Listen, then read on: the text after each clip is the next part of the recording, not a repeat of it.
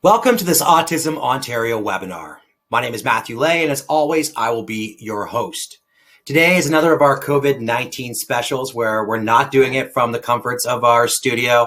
I'm still making my own coffee, but we've still got some great guests. And today is a first-timer on the show, Mark Lang, who is a psychotherapist, and we're going to be talking about how not to let COVID or Corona affect your relationship. Mark, thanks so much for joining us on the desk today. Thanks for having me, Matt. I'm glad to be with you and everybody else listening. So before we get started, I've always got my housekeeping items, so I'm going to go ahead and get those out of the way before we start the dialogue. First off, ask your questions at any time.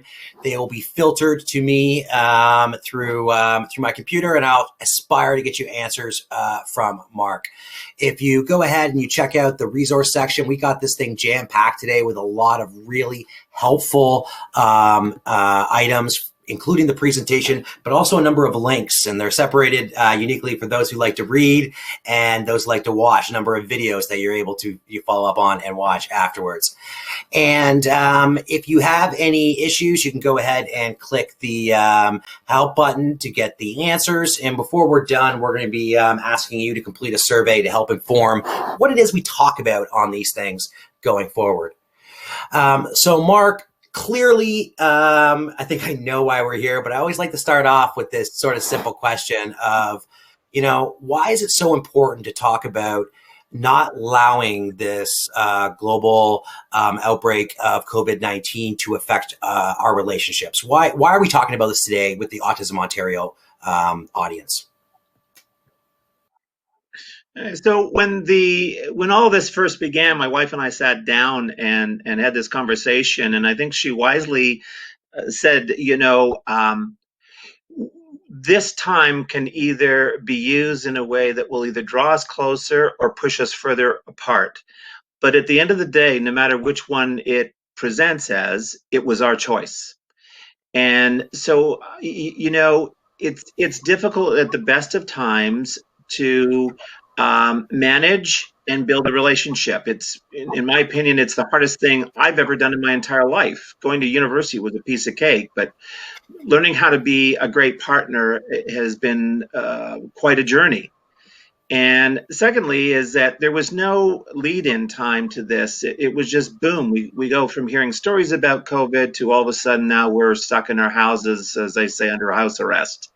Right. So in that sense, we can be worried about catching, the virus, but, we've seen already in China since the lifting of the ban that there has been an increase in requests for divorce.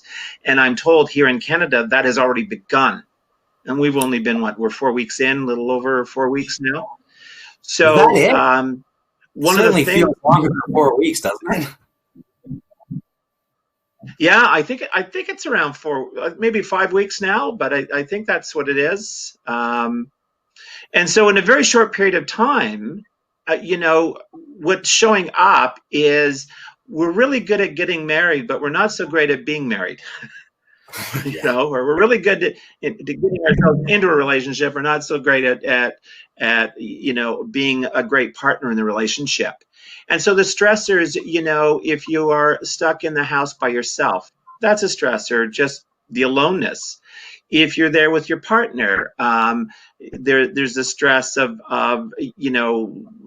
interacting and the change of structure that people have been used to in he goes off to work or she goes off to work and I have the house for myself for this amount of time and so on. And then of course there's you're stuck in there as a family. And, certainly whether you're with a partner or with other kids, part of the stressor is feeling like you have to entertain the other people 24/7. And you have to keep up, lively, vibrant conversation 24/7. I'd say to anybody right now, if you really believe that, please understand you're fired. Because that is, nobody can do it. Right. So we don't want the tragedy of anybody dying, obviously, from this, but we also don't want the tragedy at the end of this that we got a whole bunch of people filing for divorce. Right. And well, many times we've had people that are in your profession on the desk, and we talk about, often to caregivers, parents, those who are involved in that process, and directly too. I mean, we have a lot of people who join these webinars who are adults, or teens on the spectrum. But really, it's not going to be any good at taking care of or assisting those in your family if you're not taking care of yourself. And it's very important right now that we remember that. That is so true, Matt. And certainly, what I would say to anybody is a drowning man can't save a drowning man. So I even feel for the teens who are, quarantined in their house and, can't see their girlfriends and boyfriends. And so it's kind of the exact opposite. They don't have connection, as opposed to, husbands and wives, they're stuck in the same house. Right. And so, there's just that expectations upon the relationship. So you started your presentation with this quote, a quote I like, reminiscent of a Batman quote I know. But why did you start with this, and what are you trying to say to our audience with this? So we get into a relationship with someone, and we want them so quickly to become everything we want, and in that endeavor, we lose out one of the most important things about being a valuable partner, which is acceptance. And I'm not talking about accepting if your partner's being abusive or things like this. No tolerance for that kind of stuff. But your partner likes country music and you hate it, and so that you've got to like my music. No, they don't. And so in this quote, learn to love the one you have, is learning to appreciate the differences and really approaching a relationship with the attitude, not so much about changing them, but with the attitude of curiosity. So why do you like country music? I've always just, almost wanted to throw up every time I've heard it come on the radio, and yet you dancing around the kitchen. Playing the role of curious allows for the element of acceptance to occur, and acceptance in a relationship translates into safety.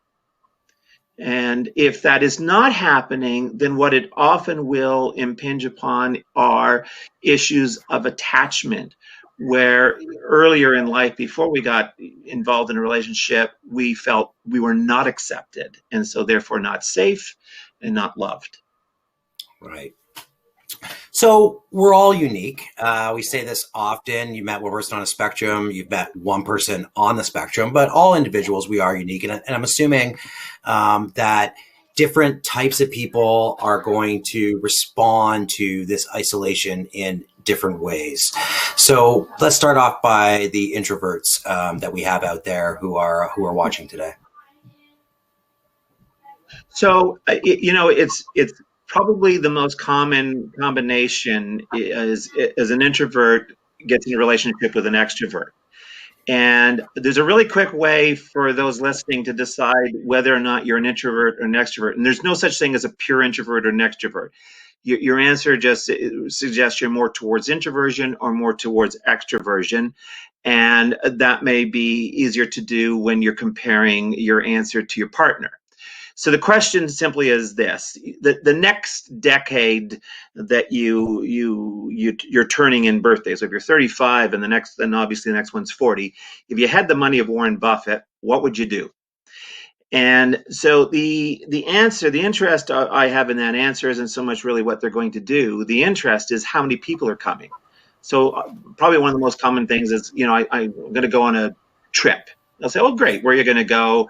I'm going to go to, the Society Islands or something. How many people are going? Oh, just me and my partner. More urgent. I'm going to rent a plane of 400 seats. I'm going to invite, 150 friends. I'm going to go out in the street and make, 150 more friends, and, we're all going to go down. That's more towards the extrovert. Now, that's for the people, that's the home game. If you want to, figure out which one you are, that's how you can go about it fairly quickly.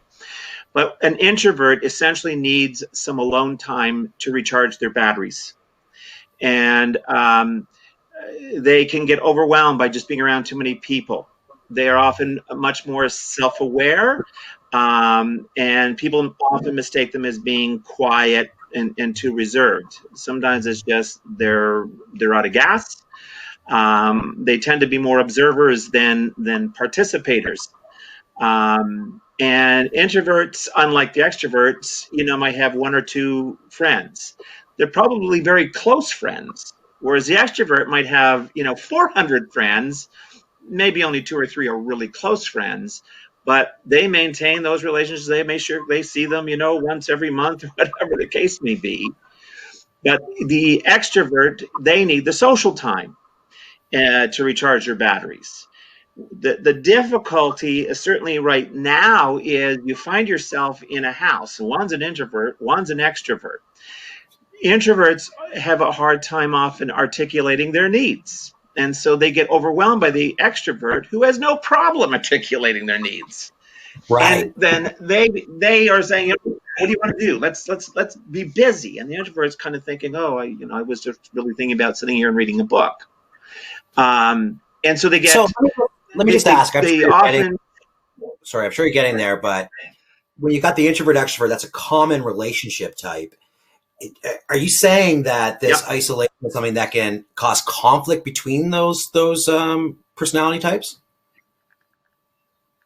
Right. So for the extrovert in particular, how are they going about getting their tanks filled, through social measures? I mean, they can go online, they can have Zoom conferences or Skype with their friends, but, essentially they're going to look to their partner and say, tag, you're it. And of course, the introvert is going to get drained.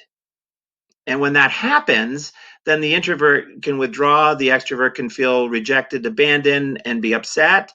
Or the extrovert is going to, become angry and, start needling the introvert. What's the matter with you? Don't you like me? This is supposed to be till death us do part, and this has only been a month. And, so all of a sudden, the extrovert doesn't understand the introvert any more than the introvert necessarily understands the extrovert. And the introvert needs to have probably an hour a day of alone time. And if the extrovert gives them that alone time, or that they give them permission, but understands why they need that, then the introvert can be much more engaged in helping the extrovert fulfill their social needs. Right. And that, it's more of a physical touch, in that case, whereas, online is what we call more of a proximal relationship. I can't give you a hug. I can see your face. I can hear your voice, but it's kind of like I'm watching a movie. So I've been in one of those relationships. I'm an extrovert by nature, and generally speaking, as an extrovert, I'm also quite busy. I'm working, or I'm doing this or running around, and so I think the introvert gets some downtime, alone time, just by proxy of how I would conduct my life. It sounds like with this revelation, this is something that really needs to be talked about, right? Because that's a need the introvert has, the extrovert does not have. And their needs seem to be clashing, right. clashing a little bit. Okay. So you've already defined the difference, but if you want to move on to extrovert or talk a little bit more about my use case, I would very much appreciate that personally. Right. Sure. So introverts can also appear like extroverts, just so you know, too. So a lot of people think I'm an extrovert, and I'm not. I'm actually an introvert. But the reason people think I'm an extrovert is because at the party, I may be telling jokes, doing imitations, and people think, oh, he's, funny. But when I go home, I go, I've worked the room. My wife, who's the extrovert, will come home, look at her watch, and go, man, it's only 2. I could go another 3 hours. And so, that extrovert loves the social gatherings. It loves the energy is really what they like about the room, and the more people, the better. And so, my wife, she just thrives when all the kids come, because we got 5 of them, and they're partners, and then a couple of grandkids, and one daughter brings her dogs, and she just thrives on that. She loves that. They are very engaging in conversation, and just love to talk about anything. Always up for a good debate. They, in extreme cases, they'll never back down in a debate. They are usually very friendly, approachable people. You just like the extrovert almost from the handshake. And for them, they have a need for external processing, whereas an introvert processes internally. So if you asked an introvert a question, they might say, that's a good question. Let me think about that. Where if you asked an extrovert a question, boom, they're going to give you an answer. Right. They tend to be adventurous, and they're the ones doing the hang gliding and jumping out of airplanes and so on and so forth. And being by themselves is anathema to them. They're just like, no, I got to call somebody. Yeah. And because of their gregarious nature and their willingness to reach out and be adventurous, you're going to find a lot of extroverts in leadership roles.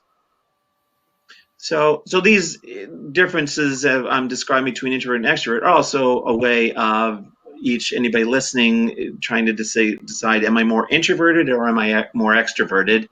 And I told the story of myself just so you understand that you can be kind of an introvert extrovert, right? But at heart, I'm an introvert. Yeah. Very telling too, that reaction when you get home from the party, right? Being wired and wanting to keep going versus being tired and needing to regenerate. When the extrovert's tank is on low, they tend to be antsy and anxious, and when the introvert's tank is on low, they tend to be withdrawn and in worst cases irritable, if not kind of angry. Right. So these are the facts. There's different types of humans out there. You've done a good job of outlining them. But what's the difference between a fact and a problem? So a fact is a fact. I mean, it sounds like a tautology, I guess, but there's no denying it. All right. A problem is, I always tell my clients, a problem is simply a hidden solution. Now, I'll illustrate this by telling you a story. You could tell me that you don't believe in gravity. Gravity is a fact. You don't believe in gravity, but if you jump out of a second-story window, you're going to either prove it or illustrate it. Now, in encountering that fact of gravity, you may create some problems, and in this case, the problems might be you broke a leg, a collar, or your arm, or whatever. All of it. We can't fix facts, but we can fix problems. And in a lot of relationships, part of the frustration is couples endeavoring to fix facts all the time, as opposed to understanding, but what's the problem? Right? The couples will come into my session and they'll be fighting, and they'll be fighting about facts. It was Tuesday night. No, it was Tuesday afternoon. It was $18. No, it was $17.99. It's like, who cares? What's that got to do with anything? Right. And when I talk to couples about their fights, one of the questions I say is, what are you needing? You guys are getting smothered in all this fact finding and playing Columbo with each other, but you're not going to move anywhere, and you're certainly not going to move into any resolution by fighting about facts. What is it that you're fighting for? Not what you're fighting about, because you guys are excellent on telling me what you fight about. But what are you fighting for? What's behind it? And the core is the problem. Yes. Right? Yeah.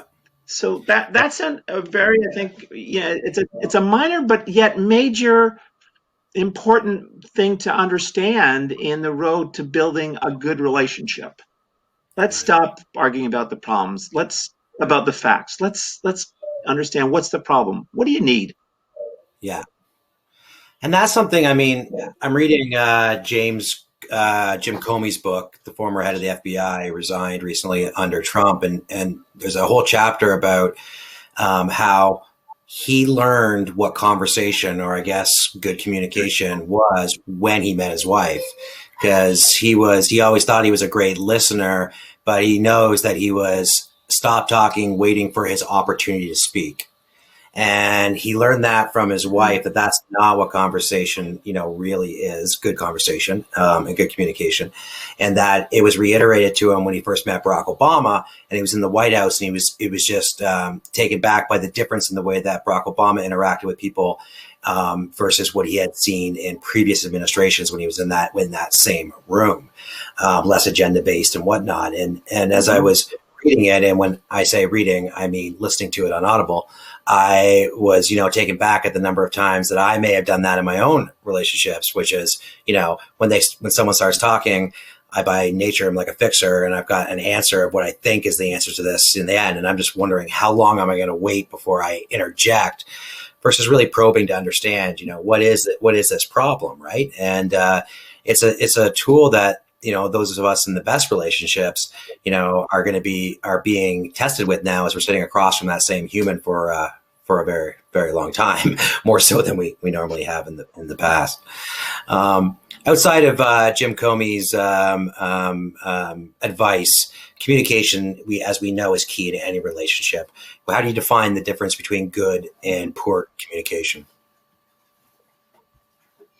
So most people believe that to be a good communicator means, I have a large vocabulary, and, I can, speak very well, or in most cases, not necessarily speak very well, but speak very long. And so I think in many ways we've been set up for this, certainly in North American culture, because we mistake communication when really what we're doing is a debate. And, we've grown up through an educational system that has encouraged that. In high school, write me an essay on your thoughts and opinions on capital punishment, abortion, whatever the case may be. And, certainly if I was a teacher, I couldn't care less what a grade niner thought about it. I would be saying, investigate 3 other points of view by well-educated people, and you can have the last paragraph to tell me what you think. Yeah. So what I would be doing in that is teaching them to listen. And so the number one most important skill in a good communicator isn't the talking, it's the listening. And like you were saying earlier, it's not listening to be able to react, it's listening to be able to respond. And that's what we call active listening or empathetic listening. So, when people have a debate, the goal is to win, right? There's your idea versus my idea. And as I say to any client, how many people in this room like losing? Nobody's left a debate going, that was amazing. I feel great. I lost that debate. I can't wait for the next debate I can lose. And so there's no value in this. So the goal is to win. And you have 2 people, but nobody's listening. Both people are speaking. And so this is why nothing particularly gets resolved. You will often hear people say, well, you just tell me what you think, and then I'll tell you what I think, and then we'll just solve it. And my answer is, no, you aren't going to solve it. You're going to fight, because that is the structure of a debate. Yeah. So in good communication, the goal is to help the person who's speaking to feel heard and understood. Gee, if I were in your shoes, I get why you think and feel that, right? And I do that with empathy. Empathy doesn't mean I agree with you or I have to agree with you. Empathy just means, gee, if I were in your shoes, I can see and understand why you think and feel that way. And it's not about what I think you should be thinking or feeling. It's honoring what you're telling me. And if I really approach my partner from a sense of curiosity, I'm going to learn something. I told my wife that the day we got married, if I ever say I got you figured out, shoot me then, because I will always be your student, because I expect you to change because I know you will. Right. So, we had this experience. We were at Costco one day, and she loves the fries there. And so I'll get the chicken fingers with the fries because I don't like their fries. And I bring it over and says, where's the ketchup? And I go, ketchup? Since when do you put ketchup on your fries? I love ketchup, she says. this was a change, right? And so we instrumentally change every 5 years. We just don't realize how much we change. But if you stop, anyone listening, if you stop and think of what your political views, education views, religious views were, 5, 10 years ago, I promise you, they're not the same as they are today, likely. The Right. top that, you had to have at 17, you probably wouldn't want to be buried in today. So we change, and we expect that. So in good communication,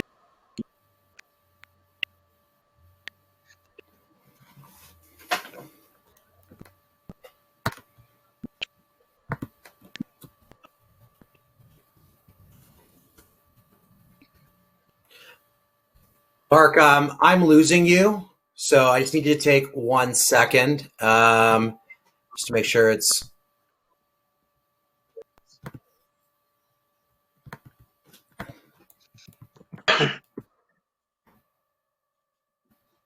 It may just be me, Mark. I'm going to have you just continue on. I apologize. I'm going to reconnect myself.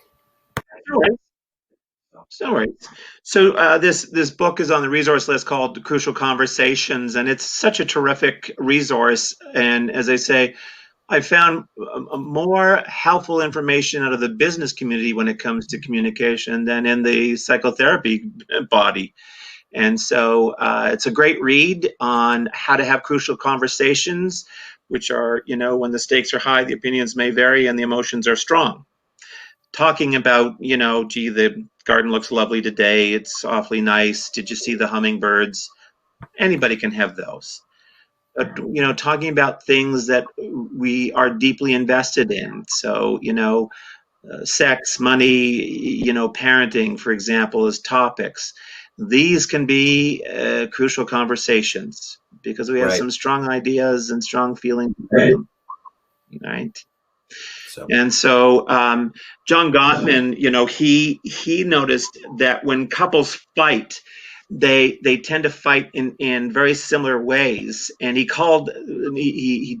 discovered 4 basic elements of destructive communication that he refers to as the 4 horsemen of the marital apocalypse. And so there's the criticism, there's defensiveness in response to the criticism, there's the contempt in response to the defensiveness, and then there's a stonewalling that's in response to the contempt. So in many couples where they fight, one partner will do the criticism and contempt, and the other one will do the defensiveness and stonewalling. And in many relationships, those are kind of cast in stone. In other relationships, they'll trade back and forth between those places. And so these 4 things have a 93% accuracy rate in predicting divorce. Now, it doesn't mean if you're doing it, you're done. It means keep doing it, and it's likely you're going to be done. So, I would also mention that criticism is not the same as a complaint. You're allowed to bring a complaint to the table, but the key difference between a complaint and criticism is a complaint addresses a behavior, and a criticism condemns the individual. You're useless, you're no good, how stupid can you be, that kind of stuff. That's a criticism. Contempt, probably the most common form of contempt, actually, is sarcasm. And, it's like, oh, let me check my watch. Apparently hell froze over at, 12:30 today. Those kinds of comments. There's a piece of body language. Yeah, I was going to say, it sounds like language and the way, like, for some people, the nuance between what you just said can be hard, right? Because they are, let's say, sardonic, or they like to make jokes. And, those were pretty clear. But in general, there can be some nuances here where it's the language you choose to use that can differ from it being a criticism versus a concern or whatever it might be.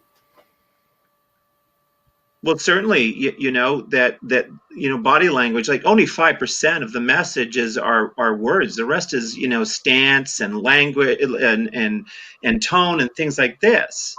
And so, there's a piece of body language that has an also 93% accuracy rate in predicting divorce, and that's rolling your eyes back when your partner's talking. So, and I've said this in the past. I mean, everybody in the room goes, oh, I've done that. Like, we're done. It's like, no. Keep doing it. we have these things called mirror neurons that pick up the slightest facial cues, those micro expressions. And it's a very primitive part of the brain that codes it very quickly as either safe or dangerous. And if it's coded as dangerous, then it goes to this part of the brain in what we call the limbic system, or a feeling part of the brain, and it kind of processes it. And if it agrees that it's threatening, then we have four choices. We can respond with fight, flight, freeze, or rage. That's it. And I see this with couples where they have fights and they come back the next day, and one, you'd be hard pressed they were in the same room having the same fight, because their remembrance of it is so different. So they go into what we call threatened brain mode. Yep. And so this limbic system impedes memory. It also shuts down the frontal cortex, which we do all our brilliant thinking from. So when we get into that place, then whatever comes out of our mouth is not going to be likely nominated for the Pulitzer Prize. It will be very primitive. All right, I got a couple questions for you. This is where one's right. So I got a couple questions. First one, I got a couple questions for you from the audience, but the first one is mine. Is that the fight flight mentality? Is that universal, or do you see we started off with who are we, right? Extrovert, introvert. Do you see it different with the different types of introvert versus extrovert, that they would react one way versus another way in those scenarios? No, because our brains are all pretty much wired in the same ways, and how the brain receives information and then decides what to do with it. So it's safe, and we can, we're okay. So I come around the corner and I see this thing crawling in the ground, and my initial thought is it's a snake, and I may jump back until I realize it's just a hose. Well, my frontal cortex is online and is saying it's okay. It's just a hose, hanging up on the hose, holder. But when it is something truly threatening, there's a whole biochemical reaction that begins in the body. And so it's cortisol goes up, and as soon as that happens, and things like norepinephrine, epinephrine, adrenaline, they all go up. And these are all the drives that are involved in just pushing us. And what they're really pushing us towards is that fight, flight, or freeze, or rage response. So whether you're 5 or 105, whether you're from North America or Europe or anywhere else, it really doesn't matter. Our brains are all pretty much carbon copies across the planet. And so the mechanisms of the brain are what control those reactions. Okay, the next question. This is a tactical one. You'd referenced 2 books when I was going through my little disconnect, reconnect sort of thing. They wanted to know what the first book was that you had brought up. I remember certainly talking about Crucial Conversations. John Gottman, right.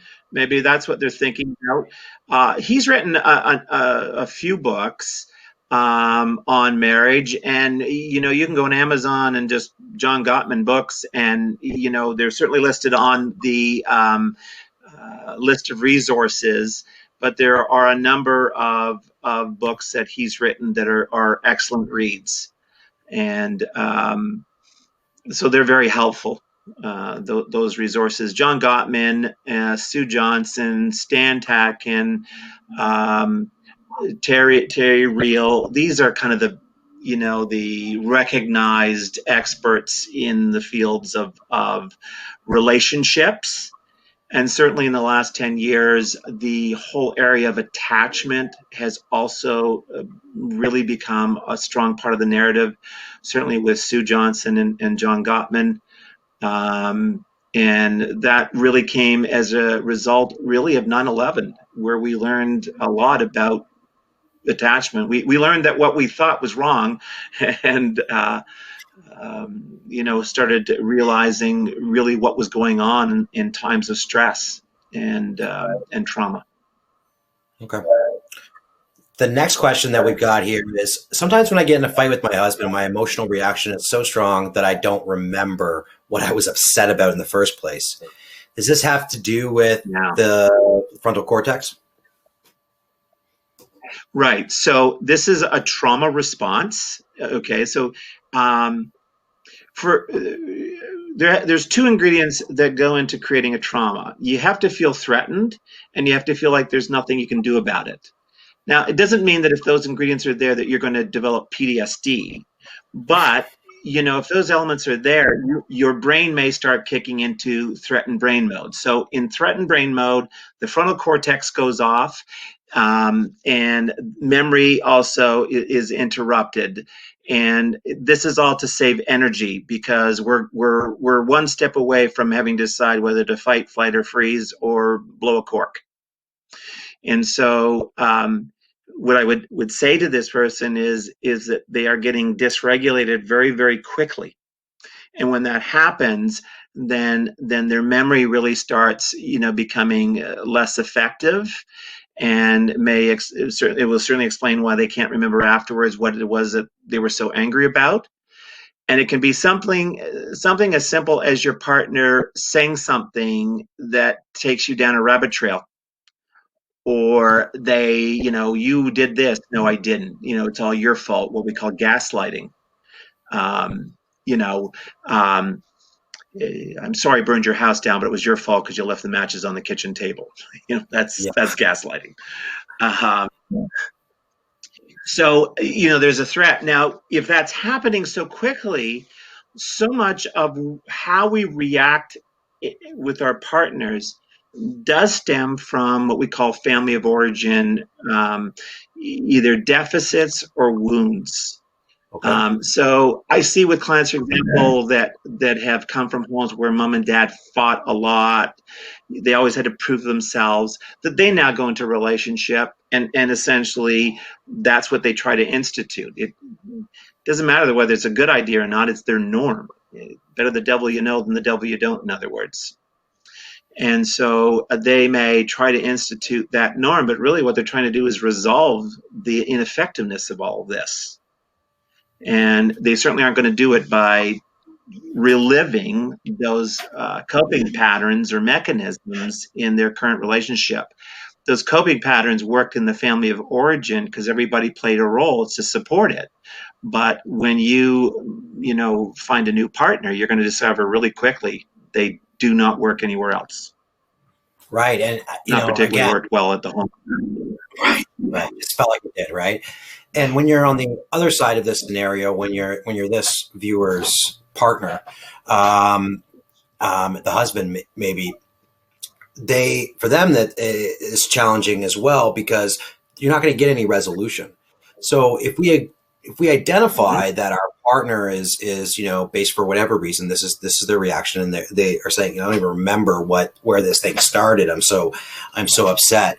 What are some strategies that the partner can employ to help make it a better process, or is there anything? Is it just learned, and without time on your couch, it's not going to change? So if you're the one who's bringing the complaint to the table, and that you can get hooked really easily and become dysregulated, what I would tell you is, answer the following questions in one sentence. What is it? What is the problem? Okay, one sentence, not a paragraph. One sentence. Let's get to the meat of the stuff. What's the problem? 2, what is it that you really need? 3, what is it that you really need from your partner? And finally, if you really need all of this, what must you do? So that would be one level. And then the second level is I would probably write out what I need to tell my partner.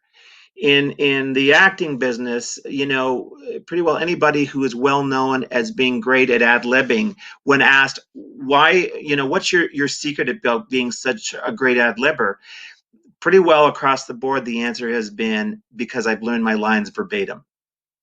So what couples do is one gets upset, and the husband or wife walks in, and they just lock and load and ad-lib the fight. And all their partner has to do is just throw them a curveball. and it throws them off their game, and all of a sudden they can become actually rageful. Right. You know? So for the person who needs to talk, I would say that. For the person who is seeing their partner dysregulated, that everything seems to be presented as though it's apocalyptic. What we often will do in those moments is try to re-regulate ourselves, because if you and I, for example, are a couple, and you're really angry and upset, and I'm seeing all of that, that kind of becomes very contagious, and I might start, my heart rate goes up, pulse rate, my breathing becomes shallow, all of these things. My body records that as, oh, we better go into threat and brain mode. So now I become reactive to you. And so in those moments, what I will do is I will try to calm myself down. But the more that I try to calm myself down, I'm actually going to feed your fire, and you're going to get more frustrated because you're going to interpret me calming down as me withdrawing from you. Right. So if you're really the reason that causes me to feel this way, then the only way out of this is for me to help you to re-regulate. So that means I might say to you, come here, sit down. You sound really frustrated or really upset. Sit down. I'm listening. What's going on? And so the hardest part, as they say in communication, but the most effective, is the listening part. And your partner may make all kinds of things, especially when they're dysregulated and or in threat and brain mode.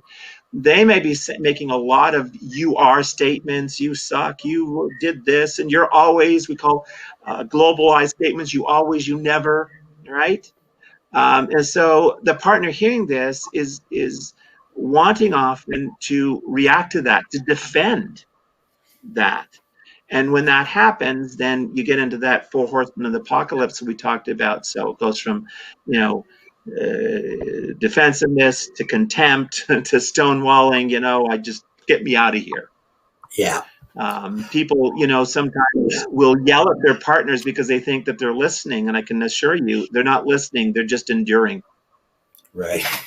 In many cases, if I ask them at the end of that, what did they say? They would say, I have no idea. But they may remember one of those facts that they thought was incorrect, like the price of the thing they bought for the $2.99. They may.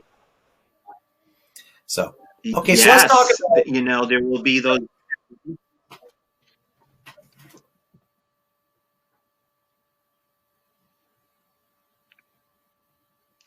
So there's these bits and pieces that we call fragmented memories that we may hold on to, because it's what we know, and what we know gives us a sense of peace.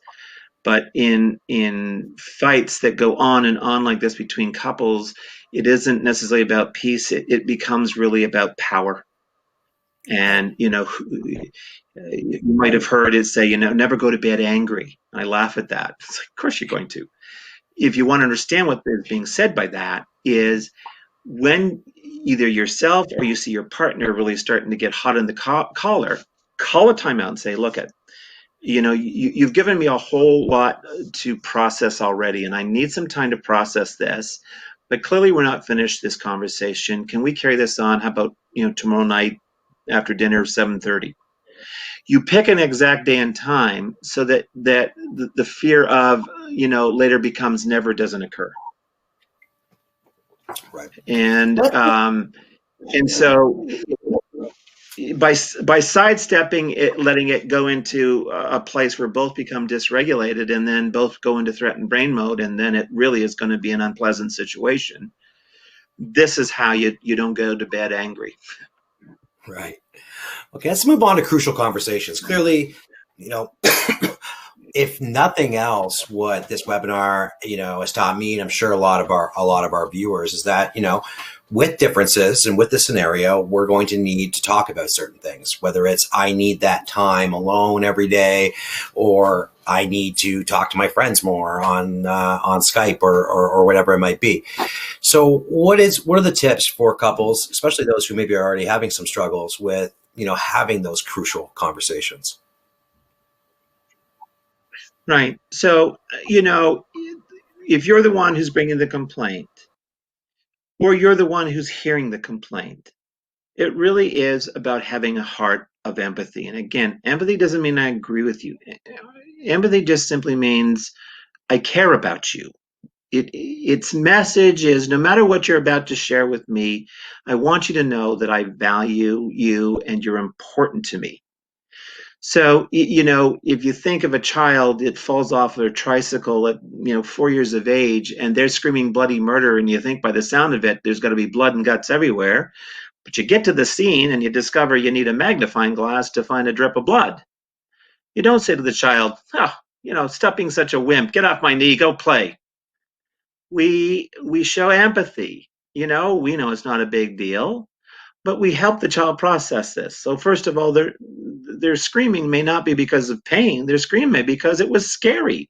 So we give them a word that helps them describe what they're feeling. And this is one of the values of a parent to a child, is it helps them build an emotional vocabulary. It also helps them to learn how to process, upsets in life safely. So, that agreement of empathy that we both matter to each other is so important to have as a starting place. The other thing is, you can only talk about one thing at a time. And this is where, we were talking earlier about the curveballs. A couple starts fighting about, Mother's Day, and then the other one throws in Father's Day, and then the other one throws in how much you hate my mother, and all of a sudden, 10 minutes go by, and it ended up with a nasty ending, and neither one of them can even remember how they started the fight. So this becomes very frustrating. So it's important that we only can talk about one thing at a time, and I would tell couples that one thing at a time and only one thing per day.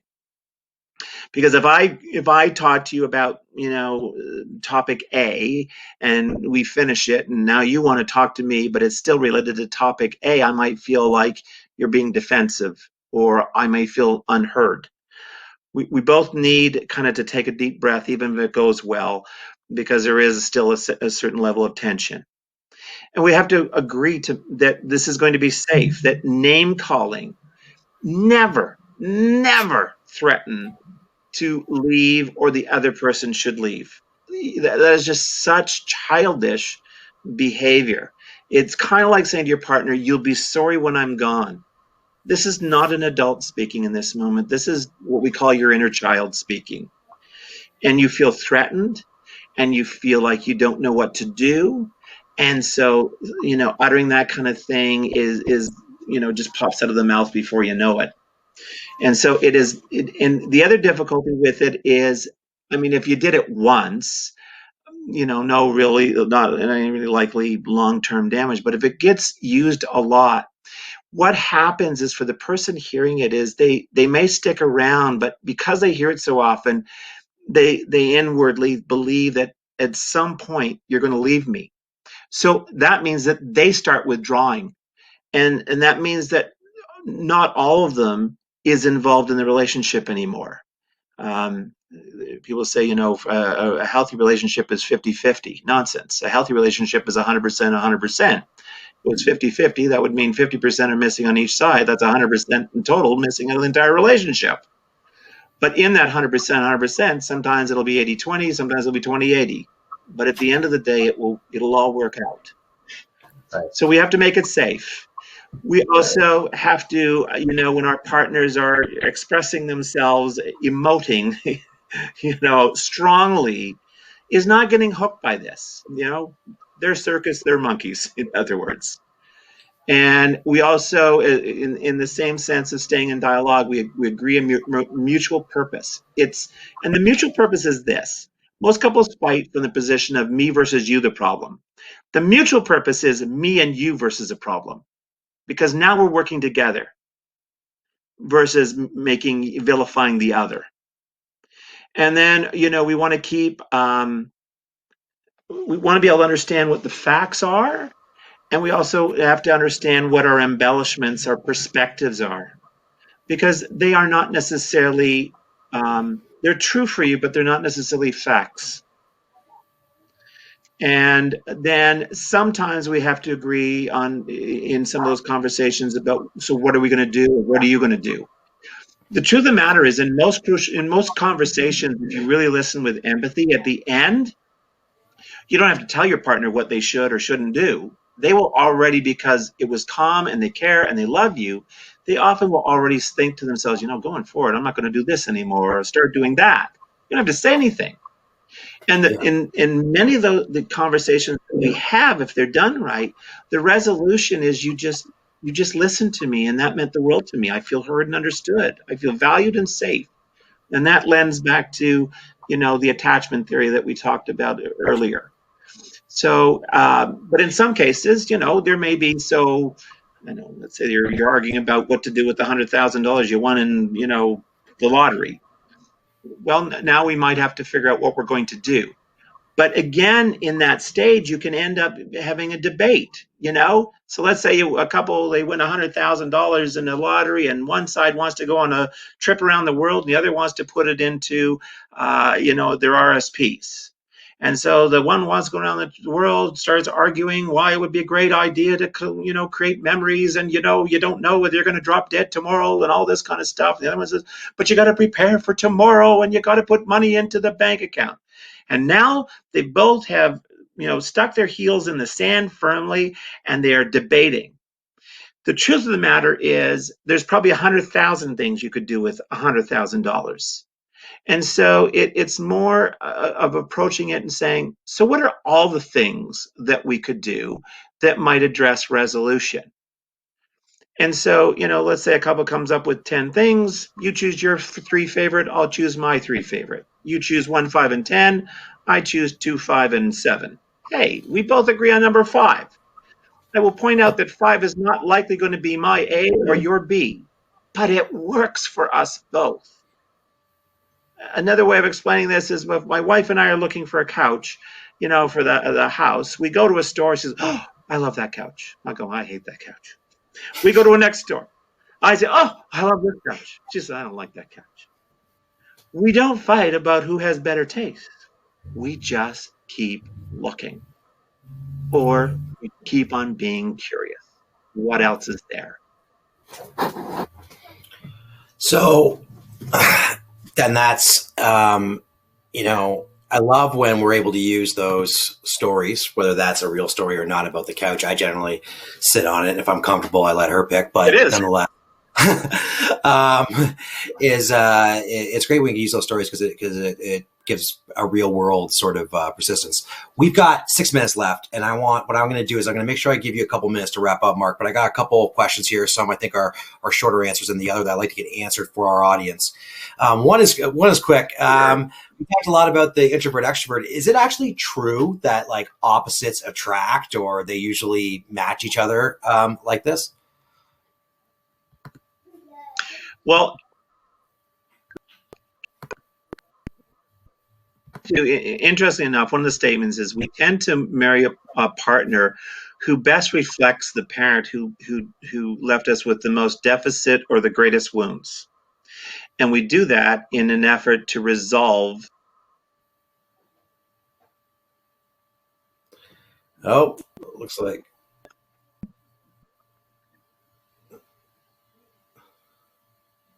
Looks like we're losing Mark there. So what I'm going to do to make sure we get the most time out of Mark while he does reconnect here is I am going to, I just took over for a second, Mark, because you disconnected, and we're going to come right back on that. We're at the parent with the greatest wound section, but just to maximize our time, everyone, I'm going to ask that you make sure you check out the resource before you leave. There's a lot of good stuff in there. And also any of you who we don't get to your questions, we're going to find a way through Autism Ontario or Mark to get those questions answered after the fact. So Mark, you were talking about, what draws us to a partner, generally speaking, or psychologically speaking, if you can pick up where you left off there. Right. So there's that one tenet that we're attracted to, that someone who best reflects the parent that left us with the greatest wounds or deficits. We so often, before marriage, he's so funny. After marriage, he never takes anything serious. Before marriage, she's so easy to talk to. After marriage, she never shuts up. And so we're attracted to things because we give meaning to them, and that meaning changes as they become, more of a functional and common part of our life. We are also, when we're dating, the first 12 to 18 months, we're on dating behaviors, and we don't necessarily always show the best of the worst of us. We only try to show the best of us. And then when we get married, and so your partner comes into the marriage with their wounds and deficits, you come into the marriage with your wounds and deficits. When your wound and deficit gets triggered, then how you react will often trigger the wounds and deficits in your partner, and now you have an apocalyptic war. Right. And so this is why it's so important. It's you and me versus a problem. You know what? I'm not angry with you. Whatever you just did triggered something within me, and I'm just reflexively responding because I don't know what to do about it. And so I watch clients sometimes in my office, and they're fighting, and I'm sizing them up, and I'm thinking, how old do they seem to be right now? And so I'm thinking, this guy looks like he's about 8 right now. And I'll turn to him and say, can you tell me if there was anything that went on in your life between, 7 and 9 years of age? I cannot tell you how many times they look at me like a deer caught in the headlights thinking I'm psychic, saying, how'd you know? And the truth of the matter is, I know because the way that you're performing right now tells me and shows me you're stuck there. And so there's that. But it's interesting how a lot of marriages, once they get going, how we all have this narcissistic need to create a partner that looks just like me. And that also is going to cause problems because the other person is going to feel that they aren't acceptable. There's, I think on the resource thing, I put a video with Sue Johnson and Dr. Ed Tronick on attachment, and you see with a baby when a mother removes attachment, and then you see the exact same things happening between a couple, and it's amazing to watch that they say the greatest myth perpetrated on us is the myth of adulthood. In my practice, I've never met an adult. My endeavor isn't to become this adult, which often is actually childish. My endeavor is to maintain that level of childlikeness, of wonder and curiosity, and acceptance. Well, I don't know. Sometimes I feel the same way in my profession, which is completely different about the whole meeting of adults thing. But that moment of being able to recognize where the trauma that's a pretty big aha moment. We have a comment from someone who's thanking you for a great presentation, as a lot of people are doing, but also discussing the importance of active listening. For our audience who doesn't understand or doesn't know, never heard of active listening before, what is that skill and why is it important? Okay. So active listening at heart is empathetic listening. It means I'm really trying to understand it from your point of view. To effectively be an active listener means if my partner is talking, every once in a while I'm going to stop them and I'm going to say, okay, I want to make sure that I'm hearing you right. And in your own words, you're not memorizing what they're saying by rote. In your own words, you repeat back to them what you believe they're trying to say, and then you check with them. Am I hearing that right? If they say, yep, that's exactly it, then I say, okay, is there more? If they say no, I'll turn and say, okay, help me here. I'm a little thick-headed, what am I missing? And they'll go through it again, and I'm going to, say, okay, so if I'm hearing you right, you're saying this. And so when they say yes, you say, is there more? I will caution people not to say, is there anything else? It's funny how just a change of a few words can be the difference between heaven and hell. And is there anything else? Sounds like you've got somewhere to go, and I'm an inconvenience right now. Is there more? Is experience more as an invitation? So that's the basic of active listening. In the final realm of it, when they've said, that is there more, and they say no, then you sum it up with, well, that makes perfect sense to me. And you can only tell them why it makes perfect sense to them is if you've listened with empathy, not with an ear to respond with your point of view, but to just get it from their world. Because no matter what they're saying, all they're trying to tell you is what it's like to be them and what it is they need in order to feel loved, safe, and secure. That's it. But it might sound like you suck. Yeah. So, and sometimes when you say it back, but that's all they're trying to do. And then really finishing it. I was going to say, sometimes when you say it back to them, finishing with just at the end is saying, you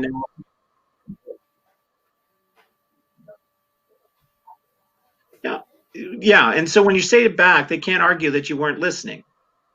And you can finish it off by saying, you know, and as a result, I can only imagine, not you must be, because that's globalized words. I can only imagine you might be feeling rejected, abandoned, upset, angry, irritated. Sometimes this is hard for men. I tease my male clients. Males have 4 emotions: happy, hungry, angry, and horny. Women have 12 words for angry alone, and they all mean something very specific. I'm irritated is not the same as I'm annoyed. No. And so men have been emotionally dumbed down because they think it's wimpy to have a large emotional lexicon, and nothing could be further from the truth. And it doesn't make you wimpy or anything if you did. All right, Mark. Well, we are at the conclusion of our time. Is there any message that you didn't send, that we didn't get to, that you want to ensure that our audience has?